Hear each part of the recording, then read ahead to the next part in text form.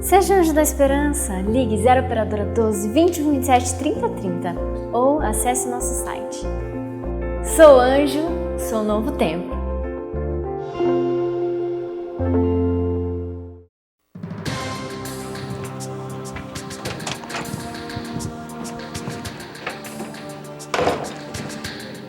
Olá!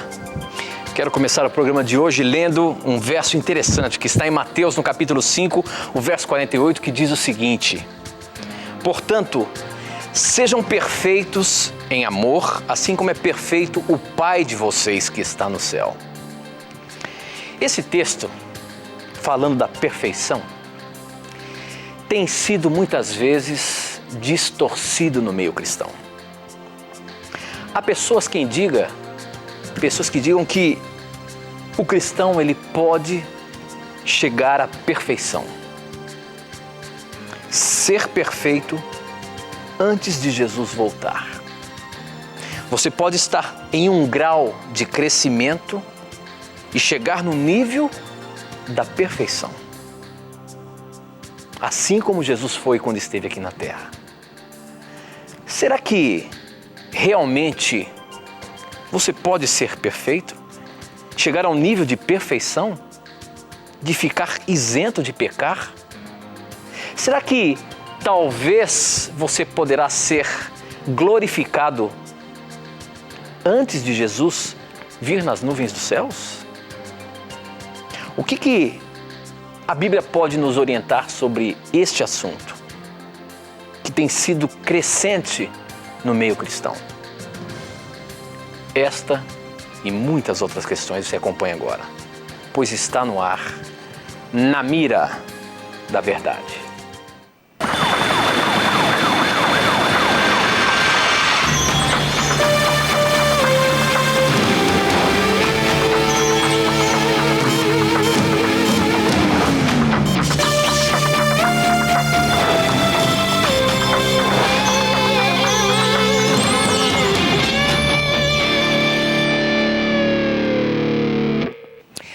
Olá, seja muito bem-vindo. Já nos conectamos com o Brasil e o mundo através das ondas do rádio, da internet e da TV Novo Tempo espalhada por todo o nosso país. Na verdade, hoje, você que assistiu os programas passados, o programa passado, nós havíamos dito que hoje nós teríamos um programa especial, mas eu já queria corrigir aqui. O nosso programa especial falando sobre a maçonaria e os Illuminatis será dia 8 de abril, na próxima semana. Me equivoquei, mas estou aqui diante de você pedindo desculpas e dizendo a você que não perca, que a semana que vem um programa todo especial falando sobre esse tema que tem sido também forte na internet, no meio cristão e muito especulativo. Aqui no Na Mira da Verdade você vai saber um pouco mais o que a Bíblia fala sobre esse tema. Portanto, não perca. Será um programa especial fantástico. Aproveite. Nós já estamos aqui conectados e vamos cumprimentar meu amigo professor Leandro Quadros. E aí, professor, quer dizer que você aí a semana passada estava fora do país, é isso? Pois olha, amigo, tive o prazer de conhecer um pessoal muito querido que mandou um abraço pra você, Tito. E eu queria obrigado. Agora mandar aqui... Mas não tem só que mandar um abraço, não tem que me levar também, viu? Não, mas a gente vai dar um jeito de levar, nem que seja na mala na próxima vez. Mas olha, amigo, pessoal da igreja de Dallas, igreja brasileira de Dallas, que pessoal querido. Foi uma honra, meus irmãos, ter estado com todos vocês aí, viu?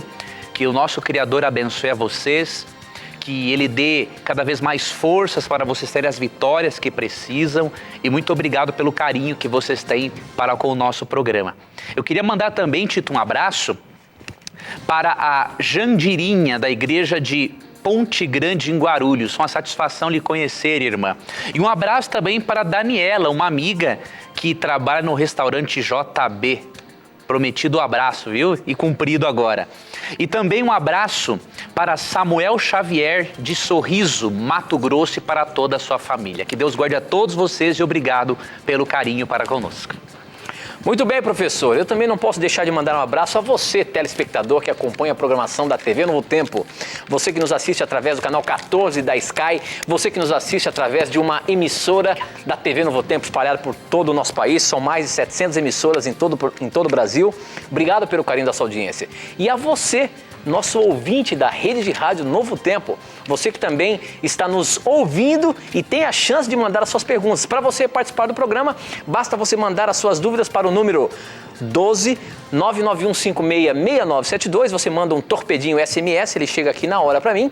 Ou então você pode também acessar as nossas redes sociais através do Facebook, namiradaverdade.nt, e através do Twitter, @namiradaverdade. Além disso, você pode visitar o nosso blog e também mandar as suas perguntas através do nosso blog. Nosso blog é novotempo.com/namiradaverdade. Além de você ver ali todo o conteúdo que postamos semanalmente, os vídeos e os programas que fazemos aqui todas as semanas também são postados lá. Você tem a chance de mandar a sua pergunta, porque do lado direito você vai ver que está dizendo que o programa está no ar, está ao vivo. É só você mandar a sua pergunta que ela chega também instantaneamente para mim, tá bom? Então você tem várias formas de participar do programa, basta mandar as suas dúvidas, não tenha preconceitos. Pergunte o que você quiser e a Bíblia irá responder. Professor Leandro Quadros, a questão é a seguinte: você viu que eu comecei o programa falando sobre o perfeccionismo. Eu quero dizer, professor, que isso é uma coisa que tem crescido no meio cristão. E existem muitos que estão garantindo que você pode chegar num nível de perfeição, assim como Jesus foi perfeito aqui. Agora, há fundamento bíblico para isso, professor? Será que nós podemos chegar a um nível de perfeição? Será que temos até a chance de ser glorificado antes mesmo de Jesus voltar? Como é que é isso, meu amigo? Pois olha, amigo, realmente não há fundamento bíblico para essa heresia que alguns, na ignorância, acreditam, né? Heresia, professor? É uma heresia porque muitos acreditam, Tito, que é possível nós assumirmos uma natureza em que nós não cometeremos mais nenhum pecado e aí Jesus vai voltar, como se a volta de Jesus estivesse subordinada a seres pecadores. Na verdade, infelizmente, isso é fruto do fanatismo religioso, não é? Pessoas que pouco conhecem do grego bíblico, pessoas que muitas vezes se tornam frustradas, porque a pessoa que espera atingir uma vida sem pecado neste mundo, sem antes passar pela glorificação na volta de Cristo, é uma pessoa que vai ser sempre frustrada. Ela vai sempre lutar contra os seus pensamentos negativos, ela vai estar sempre lutando contra a sua tendência pecaminosa e ela será frustrada. Ou será um cristão irritadiço, ou um cristão debatedor, um cristão questionador, e alguns vão até para o lado do ateísmo. É óbvio que o cristão tem que buscar a perfeição. A perfeição nos é dada por meio da graça de Jesus e é um processo que leva a vida toda. Entretanto, achar que é possível ter um nível de perfeição em que não se pecará nem em pensamento antes de Jesus voltar é fanatismo. Isso não tem base bíblica. Primeiro porque em 1 Coríntios 15, 51 a 55, vemos que a transformação do nosso corpo ocorrerá na segunda vinda de Cristo. Ou seja, a glorificação, a transformação do corpo, o tirar a natureza interna propensa para o mal é na segunda vinda de Cristo. Por isso, nesta vida, o que acontece é que o poder de Jesus nos liberta do poder do pecado. Nós não nos tornamos mais escravos do pecado. Isso é correto. Cristo nos liberta do poder do pecado. Agora, da presença do pecado, nós não somos libertos. O próprio Paulo, mesmo passando por um processo de santificação, e mesmo Paulo estando num processo, numa fase da santificação maior do que muitos de nós, Paulo reconheceu que ele teria que lutar contra a sua natureza pecaminosa interna até Jesus voltar. Então, perceba o que diz, por exemplo, Romanos capítulo 7. Vamos ler um texto aqui que é muito esclarecedor sobre o assunto. Romanos 7, a partir do verso 14. Um fanático uma vez me disse o seguinte: não, esse texto Paulo escreveu quando ele não era convertido. Por favor, né? Seja honesto com o texto bíblico. Então Paulo diz assim: sabemos que a lei é espiritual, eu contudo não o sou, pois fui vendido como escravo ao pecado. Não entendo o que faço, pois não faço o que desejo, mas o que odeio. E se faço o que não desejo, admito que a lei é boa. Nesse caso, não sou mais eu quem o faz, mas o pecado que habita em mim. Sei que nada de bom habita em mim, isto é, em minha carne. Porque tenho o desejo de fazer o que é bom, mas não consigo realizá-lo. Pois o que faço não é o bem que desejo, mas o mal que não quero fazer, esse eu continuo fazendo. Ora, se faço o que não quero, já não sou eu quem o faz, mas o pecado que habita em mim. Assim encontro esta lei que atua em mim.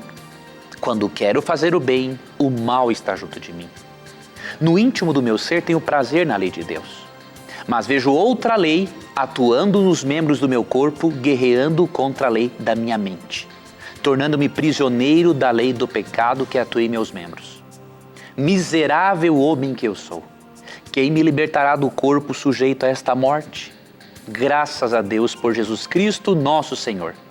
De modo que com a mente eu próprio sou escravo da lei de Deus, mas com a carne da lei do pecado. O indivíduo que lê um texto desse e diz que ele pode chegar num nível tal de perfeição que não pecará mais, depois de uma leitura de um texto desse, ele está querendo dizer que ele era bem melhor que o apóstolo Paulo. E eu não creio muito nisso. Creio que nós todos podemos sim atingir graus de santificação até maiores do que Paulo, mas olha, temos que lutar bastante. Paulo fala que ele tinha duas naturezas dentro dele.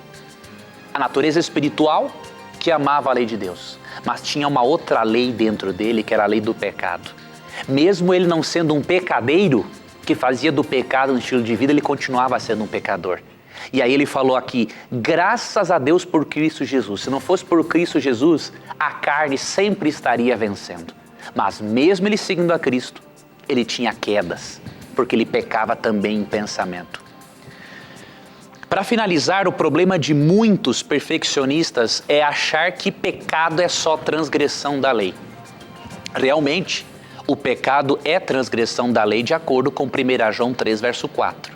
Mas não é só isso, meu amigo. Se você ler o Salmo 51, só ali tem umas 4 ou 5 palavras em hebraico diferentes para definir o que é pecado. Então, pecado não é só transgredir a lei. Você quer ver uma outra definição de pecado na Bíblia, além dessas várias que tem no Salmo 51?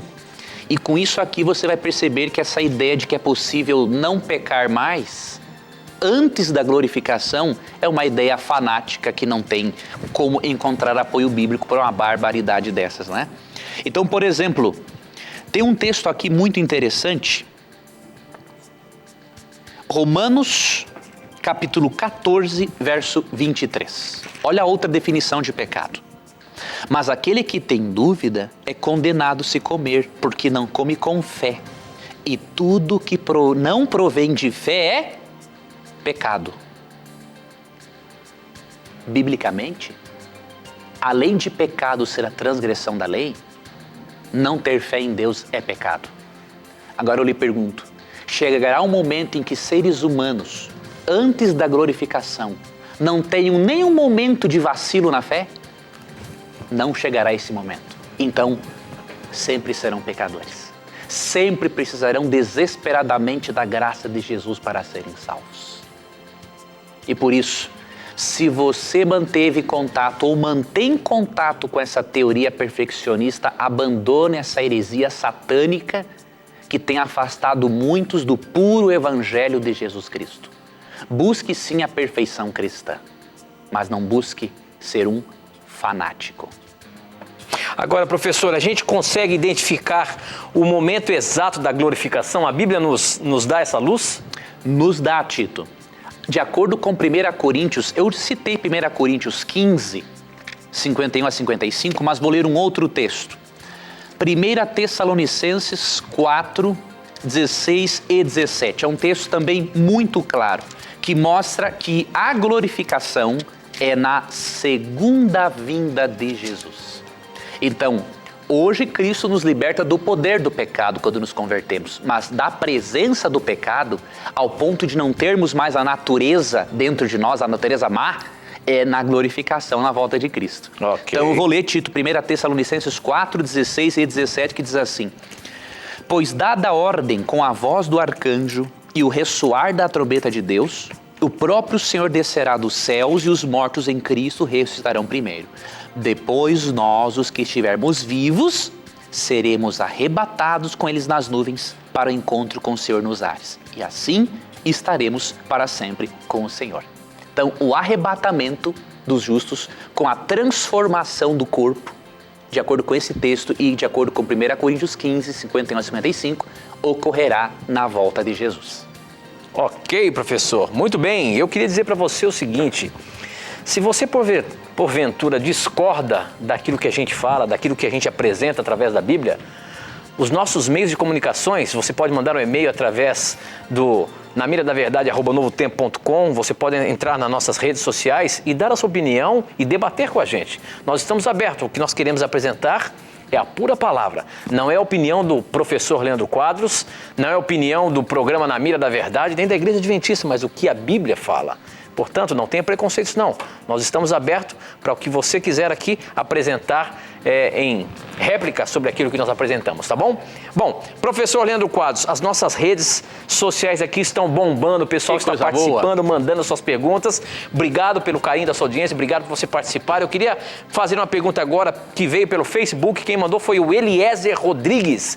Ele diz o seguinte: oi, professor Leandro, meu nome é Eliezer, sou de Tapes, eu acho que é isso mesmo, Rio Grande do Sul, é da sua terra lá, viu? Ô, terra boa! É, olha aí, ó. A minha dúvida é a respeito das ofertas. A oferta de Caim e Abel simbolizavam expiação pelo pecado. Pois em Gênesis 4:3 diz que Deus não se agrada ou não se agradou da oferta de Caim, por trazer do fruto da terra para o Senhor. Já em Levíticos 2, de 14 a 16, fala a respeito das ofertas de manjares. Não entendo por que Deus permitiu em Levítico 5:11 que a oferta de manjares pudesse substituir a oferta pelo pecado daqueles que não tinham condições. Afinal, professor, qual é a diferença dessas ofertas para Deus em relação à oferta de Caim e Abel? Olha aí, professor. Veja só como é que você vai sair dessa, porque olha só, a oferta de Caim era frutos da terra. Na oferta de manjares, as pessoas também traziam aquilo que eles plantavam e colhiam, e Deus aceitava? Como é que é essa distorção? Se Deus não aceitou a oferta de Caim e agora ele aceita a oferta de manjares, o que é isso, meu amigo? Vamos lá, vamos explicar isso para o nosso amigo de Tapes, Rio Grande do Sul. Veja bem, querido amigo, Deus estabeleceu, ali no livro de Levíticos, vários tipos de ofertas. Inclusive, a pessoa dedicava os primeiros frutos da colheita a Deus. Só que isso não era para perdão dos pecados. Era um reconhecimento de que Deus era o dono de tudo. A oferta para perdão dos pecados envolvia a morte de uma vítima substituta. Tanto que se você ler Hebreus 9:22, ali é dito que sem derramamento de sangue não há o quê? Remissão de pecados, não há pagamento de pecados. Então, ofertas de manjares ou as primícias, ou seja, a primeira parte da colheita da terra, eram dedicadas a Deus, mas não eram ofertas para receber perdão divino. Fazia parte da adoração. Mas a oferta para perdão era uma oferta em que um animalzinho teria que ser o substituto do pecador. E por que Deus não aceitou a oferta de Caim? Porque o tipo de oferta envolvida naquele contexto era uma oferta para perdão, para expiação do pecado.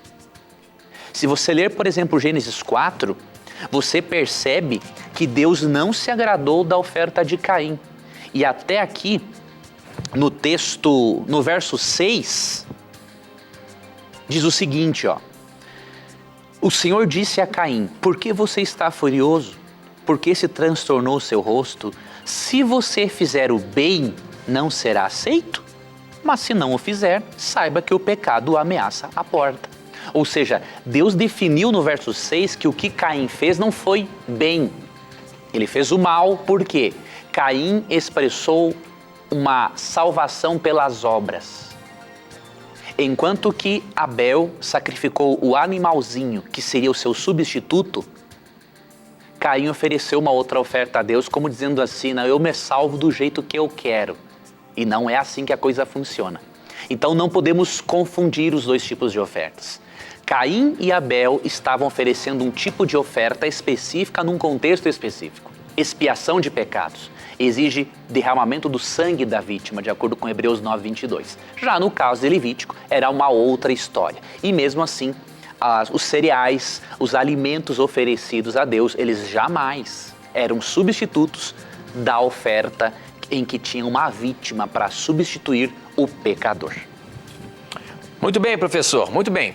Para você mandar suas perguntas, basta mandar um torpedinho SMS para 12 99156 6972 ou então acessando o nosso blog novotempo.com/Na Mira da Verdade, pelas redes sociais, pelo Facebook namiradaverdade.nt e no Twitter @Na Mira da Verdade. Essa pergunta chegou pelo SMS, é da Vanilda, ela diz o seguinte: uma vez vi um pastor pregar que a circuncisão era feita pelo motivo de doenças e não por um sinal tribal. A pergunta é, na Bíblia há algum relato sobre doenças sexualmente transmissíveis? Qual é a questão da circuncisão? Se Deus pediu a circuncisão, era um pacto entre o povo e Deus ou era simplesmente por questão de higiene, era simplesmente para evitar doenças? Qual era o verdadeiro motivo da circuncisão no Velho Testamento e por que hoje não se faz mais isso, meu amigo? Vamos lá, eu vou ler aqui um texto que se encontra em Jeremias, capítulo 4. Deixa eu ver se é Jeremias mesmo, 4. Não é Jeremias, é um outro texto que eu quero ler, é Romanos, capítulo 2, para a gente explicar um pouquinho do simbolismo da circuncisão. Na verdade, querida amiga, a circuncisão tinha esses dois propósitos. Era um sinal tribal, mas também envolvia uma questão de higiene. Mas eu vou ler o texto para você antes, para lhe explicar isso. Não foi assim uma contradição do pregador, não. Romanos 2:29 diz o seguinte: não, judeu é quem o é interiormente, e circuncisão é a operada no coração, pelo Espírito e não pela lei escrita. Para estes o louvor não provém dos homens, mas de Deus. A circuncisão praticada no Antigo Testamento simbolizava a circuncisão do coração, de acordo com Romanos 2:29. Na circuncisão, era-se cortado o prepúcio, aquela pelezinha que cobre a glande do pênis masculino, e aquilo era um sinal tribal de que a pessoa pertencia à tribo de Israel. Ao mesmo tempo, aquilo simbolizava o seguinte: assim como se tirava do órgão masculino o desnecessário, diríamos assim, Deus quer tirar do coração humano o desnecessário, que é o pecado. Então a circuncisão física representa a circuncisão do coração, a transformação, a conversão, o cortar o pecado da nossa vida, certo? Agora, tinha uma questão higiênica também. Por quê? Veja bem, o homem no deserto, sempre naquele ambiente quente e sem a água potável constantemente, sem ter constantemente água potável como temos hoje, ele não tinha condições de manter uma boa higiene íntima. Então a produção de esmegma no órgão masculino era muito maior e com certeza isso iria transmitir doenças para a esposa. Então, além de Deus criar esse sinal tribal como uma identificação entre ele e o seu povo, Deus também pensou, obviamente, nessa questão higiênica, para cuidar tanto dos homens quanto das mulheres que viessem ter relações sexuais com seus maridos. E, portanto, esse pregador, esse irmão pregador não contradisse a Bíblia, porque as duas coisas estão corretas, de acordo com o texto bíblico.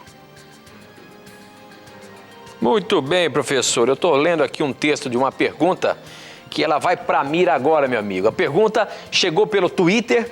Quem mandou foi o Renato Fernandes. Ele diz o seguinte: por que Cristo disse para dar a outra face, mas depois disse aos discípulos em Lucas 22:36 para adquirirem uma espada? Há uma aparente controvérsia nas palavras de Jesus aí. Lá em Lucas 22:36 diz o seguinte: pois agora quem tem uma bolsa ou uma sacola deve pegá-la, e quem não tem uma espada deve vender a capa e comprar uma, pois as Escrituras Sagradas dizem: ele foi tratado como se fosse um criminoso. Eu afirmo a vocês que isso precisa acontecer comigo, pois o que está escrito a meu respeito tem de acontecer. Por que Jesus falou aqui de comprar uma espada, professor? O que é isso? Se ele disse que nós deveríamos tratar as pessoas de uma maneira diferente, se você levou uma bufetada na sua face, dê a outra face, dando a entender de que nós temos que ser benevolentes com as pessoas, com o nosso inimigo, enfim. Por quê? Qual é o contexto disso daí, meu amigo? Na verdade, é o seguinte, tem um texto paralelo aqui em Lucas 22. Você leu o verso 36, não é, Tito? O 36 e o 37 eu li aí, professor. Certo. Vejam bem, aqui Cristo está falando o seguinte. Cristo falou uma vez em Mateus 10 que ele não veio trazer paz na terra e sim espada. Então o que ele queria dizer? Que na verdade, aqui que a espada faz é trazer divisão. Então ele diz o seguinte, que o meu evangelho vai trazer muitas vezes divisão ao invés de união. Por quê? Porque alguns na família vão aceitar e outros vão rejeitar. Quando Cristo falou sobre isso aqui, nesse contexto, ele estava falando, na verdade, era de um preparo para as coisas ruins que viriam sobre a vida deles. Agora, que Cristo não pediu para eles terem espadas literais, percebe-se no verso 38. Os discípulos disseram: vê, Senhor, aqui estão 2 espadas. E Cristo falou: é o suficiente, respondeu ele. Ou seja, eles não entenderam o que ele queria dizer. Então ele não pediu, na verdade, para comprar espadas, se armar e agredir pessoas. Na verdade, o que ele pediu foi o quê? Preparo. Preparo para as circunstâncias ruins que viriam na vida deles depois da crucificação de Jesus Cristo. Então leia o versinho 38 e você perceberá que, na verdade, os discípulos não compreenderam o que Cristo havia pedido. O que é interessante, né, professor, é que muitas vezes a gente pega um texto fora do contexto e a gente quer tentar achar algumas coisas que a Bíblia não está querendo dizer aquilo, né? Por isso que é importante, amigo, sempre quando achar um texto difícil, né, ler um pouco antes, ler depois. Se isso não for suficiente, é bom ver o que o mesmo autor disse em outros livros, ou ver o que outros autores inspirados disseram sobre o assunto, né? Então isso é o mais seguro realmente, Tito. Agora, o objetivo do programa Na Mira da Verdade é exatamente esse, é poder nos ajudar a estudarmos a Palavra de Deus. Obrigado pelas suas perguntas, obrigado pela sua participação. Nós temos que ir para o intervalo, mas não sai daí não, a gente volta já já. Aproveita e mande aí as suas perguntas, tá bom?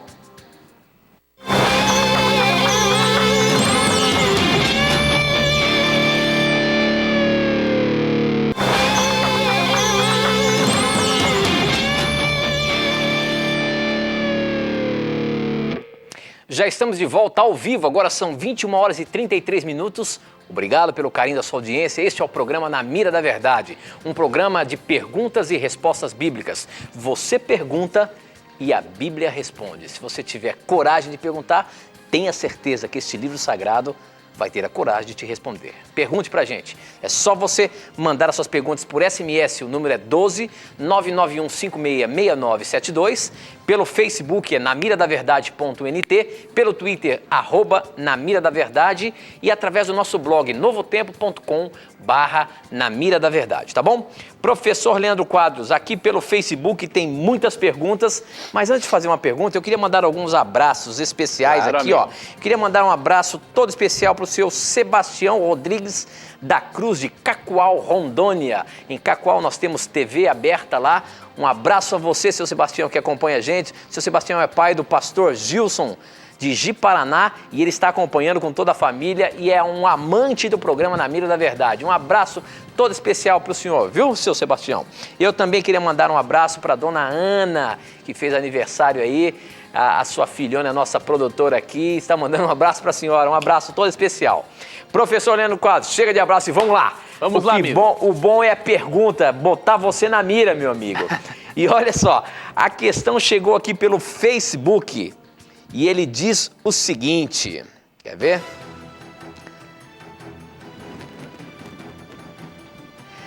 Quem mandou foi o João Lugarini, acho que é esse que fala o nome dele. Ele diz o seguinte: considerando que em Mateus 24:36 só Deus o Pai sabe o dia da volta de Jesus, dizendo o texto, quanto ao dia e a hora ninguém sabe, nem os anjos do céu, nem o Filho, senão somente o Pai. E que na Bíblia não está registrado em lugar nenhum que foi dado a Jesus essa informação depois de sua ascensão aos céus, como conciliar isso com a doutrina da Trindade, em que Pai, Filho e Espírito Santo são um só, pensam e sabem as mesmas coisas? Olha aí, professor, se Jesus não sabe nem o dia nem a hora, como que ele é considerado Deus? Como fundamentar a Trindade, Deus Pai, Deus Filho e Deus Espírito Santo, um só Deus? Como que é isso? Em 3 pessoas? Na verdade, houve um pequeno equívoco por parte desse questionamento do irmão, porque há sim na Bíblia um registro de que Jesus é onisciente. Então, talvez ele não tenha encontrado o texto que é Colossenses, capítulo 2, verso 3. Eu vou ler para você esse texto. Agora, por que no texto diz que nem ele sabia? Eu vou ler e eu vou explicar isso para ele. Okay. Mas aqui diz assim, Tito. Então explica para mim também. Nele estão escondidos todos os tesouros da sabedoria e do conhecimento. Perceba, irmão, que esse texto diz que em Cristo estão escondidos todos os tesouros da sabedoria e do conhecimento, ou seja, ele é onisciente.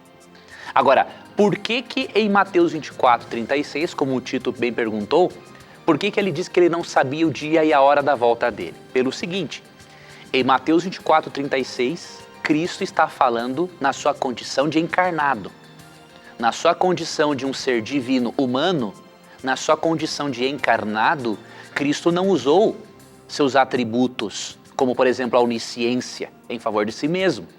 Agora, em Colossenses 2,3, quando afirma que nele estão escondidos todos os tesouros da sabedoria e do conhecimento, esse texto já fala do Cristo que foi o quê? Glorificado, que voltou a usar todos os seus atributos. Então é muito importante que ao estudarmos sobre a pessoa de Jesus, façamos as seguintes perguntas quando nos depararmos com os textos bíblicos. Esse texto se refere ao Cristo humano ou ao Cristo divino? Esse texto se refere ao Cristo encarnado ou ao Cristo glorificado? Deste modo, não encontraremos nenhum problema com a doutrina bíblica da Trindade. Até mesmo porque, em Isaías 9, verso 6, Cristo é chamado de Pai da eternidade. Como que alguém que teve um começo pode ser chamado de Pai da eternidade? Não tem como.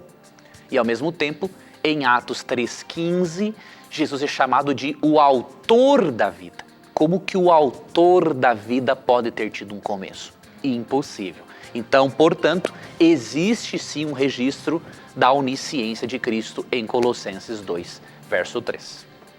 Muito bem, professor. A próxima pergunta chegou pelo nosso blog, novotempo.com/na mira da verdade. Quem mandou foi o André Luiz Amaral.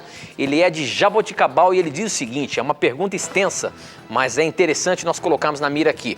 Ele diz o seguinte, a Bíblia é clara quanto à sua validade, que é eterna, mas eu gostaria de entender e compreender o real sentido do olho por olho e dente por dente, Êxodo capítulo 21 e Levítico 24. Fica aí a impressão de que podia se pagar com a mesma moeda. O porquê disto? Qual era a real finalidade dessas leis?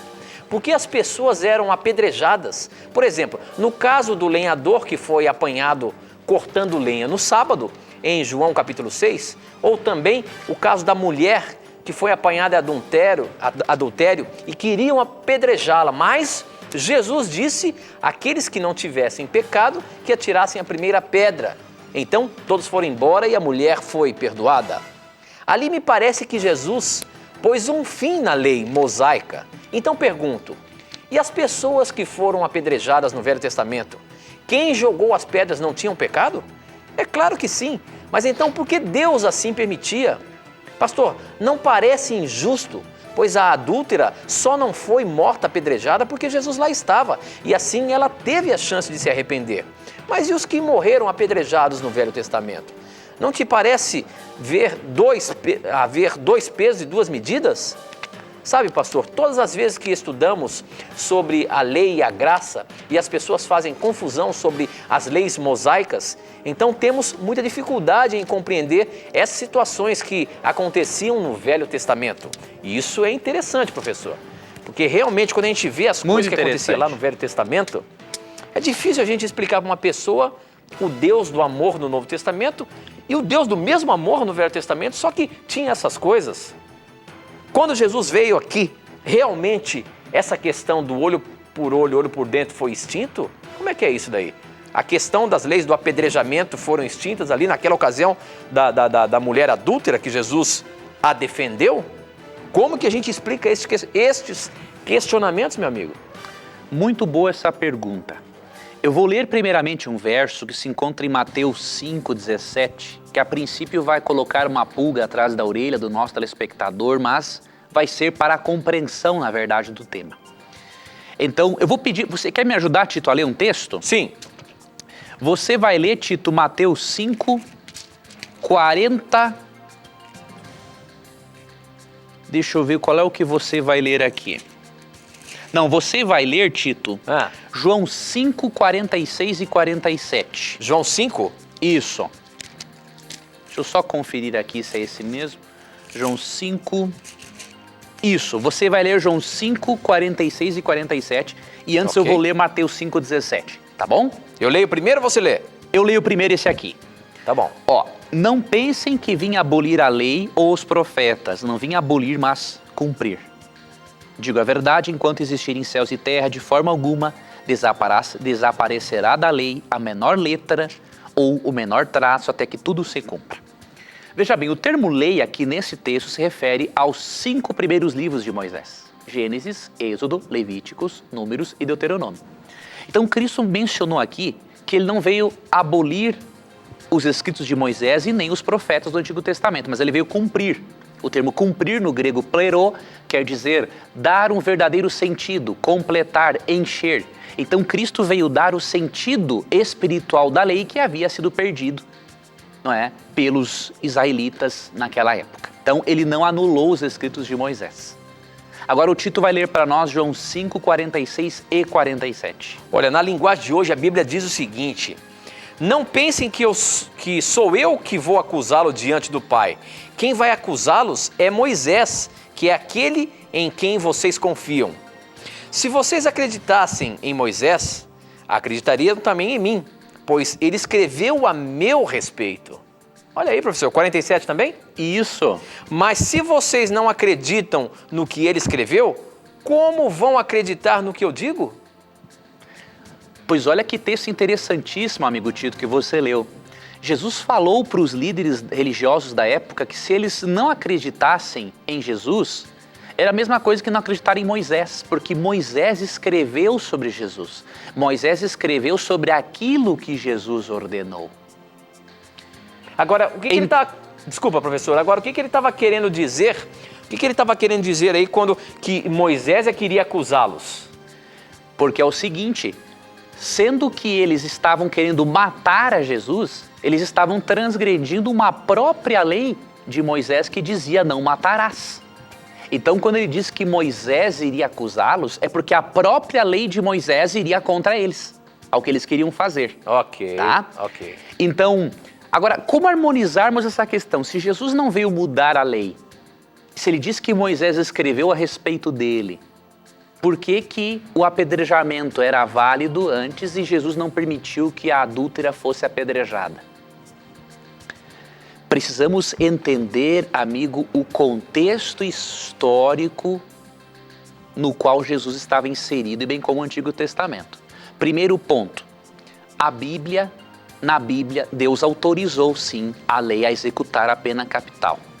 Então, se uma pessoa quiser questionar se uma pena de morte é válida ou não para uma época específica, é livre para fazer isso. Quer dizer que a Bíblia é contra, então aí é desonestidade com o texto bíblico. Mas não é sobre isso que nós vamos falar. O que acontece é o seguinte, o povo de Israel era extremamente desumanizado. Eles viveram 400 anos no Egito como escravos. Então o que isso significa? Eles matavam por qualquer coisa. Se você ler até livros não cristãos, tem livros não cristãos que abordam essa história do Antigo Testamento que eles mencionam claramente o seguinte: Deus estabeleceu leis aparentemente rígidas, na verdade era para regulamentar e educar aquele povo que era extremamente mau. Vou lhe dar um exemplo. Eles matavam uma pessoa por qualquer coisa. Aí Deus deu a ordem, não, se a mulher ou o homem adúltero forem pegos em flagrante, aí você pode executar a pena capital. Porque se eles desconfiassem, eles já matavam. Então, o que acontece? Deus deu leis, na verdade, era para proteger eles. Parecem severas para nós, mas no contexto de um povo desumanizado, não era. O povo matava por qualquer coisa. Eles eram insensíveis. Então, Deus deu leis específicas para que apenas os transgressores pegos no ato daquele pecado grave fossem executados. Jesus, em João 8, ele está num contexto diferente porque, na verdade, quem forjou aquele adultério daquela mulher foram os próprios líderes.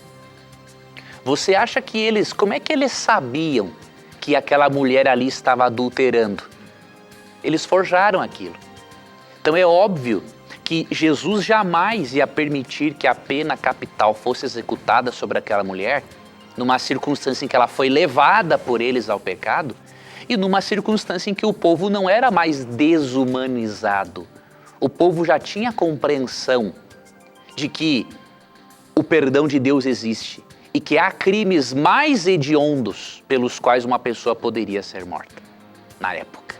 Então precisamos analisar muito bem esse contexto histórico. Eu li um livro muito interessante, intitulado Argumentando em Situações Difíceis. Não é um livro cristão, e este livro, mesmo não sendo cristão, ele explica claramente essa parte do Antigo Testamento, não é? Ele diz que realmente, como eles eram extremamente violentos, então Deus dava leis, era para regulamentar e impedir com que eles fossem mais violentos ainda. Então, é importante analisarmos, querido irmão, o contexto histórico e social da época para percebermos que a Bíblia é a mesma coisa, os princípios são mesmos. O que muda é a forma de aplicar o princípio.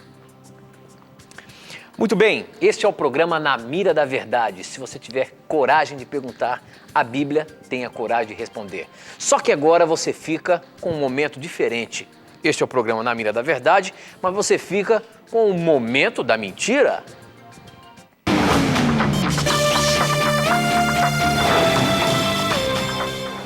Pois hoje, no dia da mentira, nós não deveríamos deixar de falar de uma das maiores mentiras que existem no meio religioso. Algumas pessoas têm a capacidade de dizer que o nome Jesus é um nome blasfemo e que o nome Jesus significa Deus cavalo. Como que eles alegam isso? Eles dizem que o nome, que a inicial J, se refere ao deus Júpiter e o final Zus se refere a cavalo. Então Jesus significa Deus cavalo. Eu quero dizer uma coisa para você com toda certeza, isso é uma grande mentira. Não tem nada a ver isso. Dizer que o nome Jesus significa Deus cavalo é uma ignorância sem tamanho. Com que base linguística o indivíduo tem para pegar a letra J, dizer que é Júpiter, e pegar Zuz e dizer que é cavalo, e juntar e formar Deus cavalo? Não tem cabimento uma coisa dessas. Na verdade, o nome grego para Jesus, o nome no hebraico é Yoshua, não é? O nome grego para Jesus não foi criado por Jerônimo quando ele traduziu a Bíblia para o latim, como dizem os desinformados. Esse nome de Jesus existia uns 600 anos antes. Tanto que Flávio Josefo, historiador judeu, ele explica que nos dias de Jesus existiam mais de 20 pessoas com o nome de Jesus, com o nome Iesos no grego. Então, dizer que Jerônimo inventou esse nome para blasfemar de Jesus, isso é uma barbaridade. Quem acredita numa coisa dessas, simplesmente ele está permitindo ser enganado. E mais um detalhe, se você pegar um Novo Testamento grego, Não importa a página onde você abrir. Sempre que você encontrar aqui uma referência a Jesus, você vai encontrar o nome grego de Jesus. Por exemplo, em Atos, vamos abrir aqui, por exemplo, em Atos 4:12, para você perceber uma coisa. Aquele texto que dizem assim, que não há outro nome pelo qual importa que sejamos salvos, você vai perceber aqui que, na verdade, aqui se encontra o nome de Jesus. Vamos dar uma olhada aqui nesse texto bíblico. Deixa eu pegar esse aqui, ó. Se você pegar qualquer texto, olha, eu abri aqui, por exemplo, em João 1:38. Eu queria mostrar aqui rapidamente com a câmera para o nosso telespectador. É óbvio que não é possível ver e ler bem isso, mas pelo menos para você ter uma ideia de que não é invenção nossa. Esse nome aqui, ó, transliterando, é Iesos, que seria Jesus no português. Então, como é que o indivíduo vai me dizer que esse nome foi inventado? Quer dizer que os aproximadamente 5.700 manuscritos gregos estão errados? Colocaram aqui, ó, Iesos, colocaram Deus cavalo? Só na imaginação da pessoa desinformada ou do fanático. Porque o nome Iesos, no grego, equivale a Yehoshua no hebraico e quer dizer Deus é salvação. Não importa se você chama Jesus de Jesus em português, de Jesus em inglês, de Yehoshua em hebraico, de Iesus em grego, o que importa é você adorar a Jesus. Portanto, meu amigo, não caia nessa cilada, não caia nesse ensinamento fanático que tem afastado muitas pessoas do Deus verdadeiro e que vai levar, infelizmente, muitos à perdição eterna. Muito bem, professor, muito bem. Olha só, eu queria dar um presente para você. Eu faço isso todas as semanas e eu não posso deixar de fazer hoje também. Essa revista aqui, ó, Verdades para o Tempo do Fim. Essa revista é um verdadeiro curso bíblico.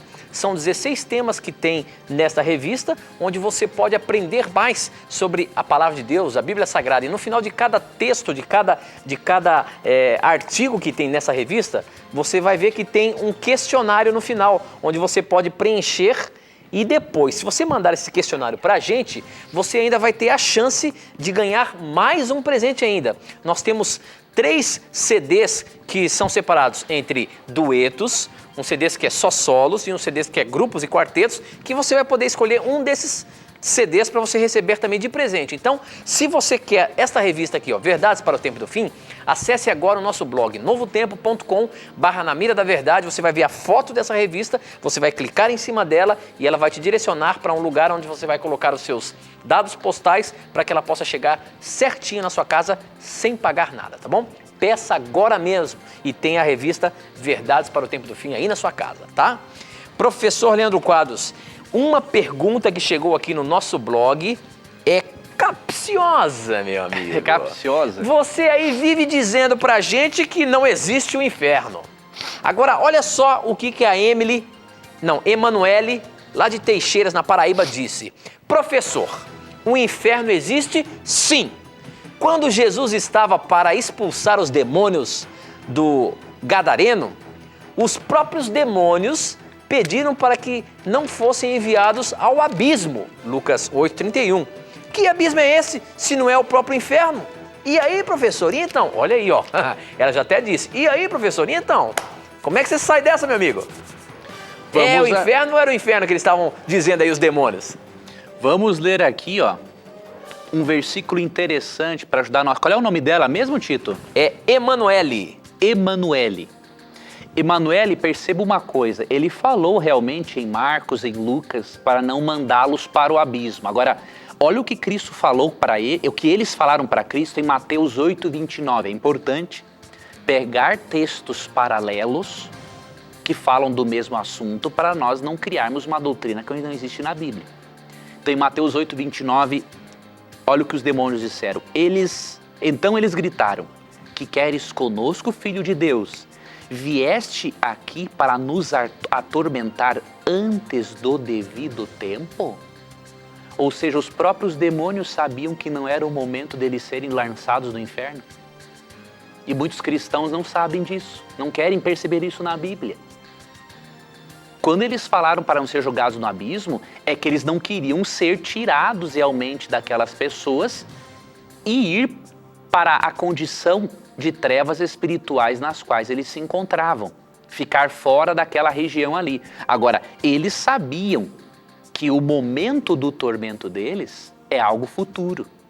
Tanto que se você ler Apocalipse capítulo 20, você percebe no verso 10 que o diabo é jogado no lago de fogo após um período chamado 1000 anos.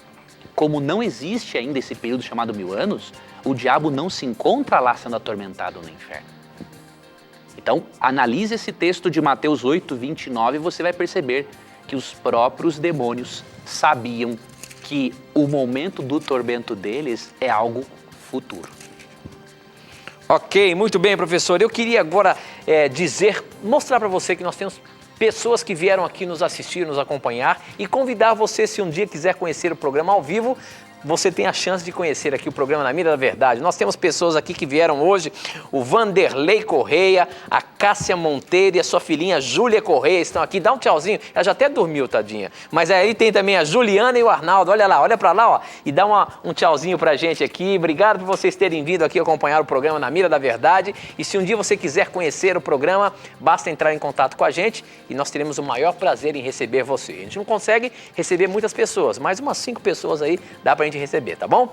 Obrigado aí por vocês estarem aqui com a gente, tá? Professor Leandro Quadros, nosso tempo não para de correr aqui, ó. Você tem 1 minutinho para responder a seguinte pergunta que chegou pelo Facebook. Existe uma contradição entre Êxodo 31:18 e Êxodo 34:28? Porque em Êxodo 31:18 dá a entender de que foi Deus quem escreveu as tábuas da lei com o seu próprio dedo. Só que lá no capítulo 34 dá a entender que foi Moisés que escreveu. Como é que é isso? É uma contradição? Afinal, foi Deus que escreveu as leis ou foi Moisés? Como é que é isso? É o seguinte, como temos só 1 minuto, mas vai dar para dar a resposta em 1 minuto. Em Êxodo 34:28, é o seguinte, as palavras, é que no nosso texto, como está na nossa tradução, ele não é muito claro. Parece que foi Moisés quem escreveu os 10 mandamentos. Mas, na verdade, essa expressão aqui que Moisés escreveu as palavras, na verdade se refere às palavras que vêm desde o verso 10 até o 28. As outras orientações de Deus. Então, não se refere aos 10 mandamentos em si. Moisés fez também, obviamente, cópia dos 10 mandamentos. Mas os 10 mandamentos foram escritos realmente pelo próprio Deus. As palavras que Moisés escreveu foram essas palavras aqui do verso 10 até o verso 28. Ok, professor, com essa nós terminamos mais um programa Na Mira da Verdade. Eu quero mais uma vez agradecer aqui a sua audiência, por você estar aí com a gente, ligadinho com a gente. Obrigado você que é ouvinte da Rádio Novo Tempo, que tem acompanhado o programa Na Mira da Verdade. Eu queria dizer para você que é o seguinte, a semana que vem nós vamos ter um programa todo especial. Você pode ver aí no intervalo a chamada do programa e você vai ver aí nos próximos dias.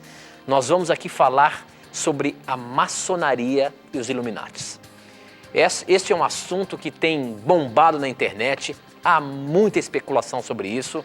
Há quem diga que até a gente aqui no cenário antigo nós tínhamos um piso que era maçônico e você vai poder entender um pouquinho sobre esse simbolismo e saber o que tem a ver tudo isso com a Bíblia Sagrada.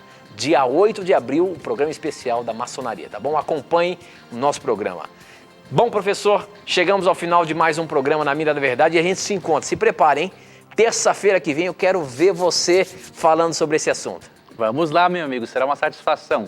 Deus abençoe a você, Tito, um abraço a você, amigo telespectador, amigo ouvinte da Rádio Novo Tempo, que Deus abençoe a você. E nunca se esqueça que sempre que você tiver a coragem de perguntar, a Bíblia vai ter a coragem de lhe responder. Um forte abraço. E aqui você já sabe, sempre as suas perguntas, os seus questionamentos, sempre estarão na mira da verdade. Até o nosso próximo encontro. Tchau.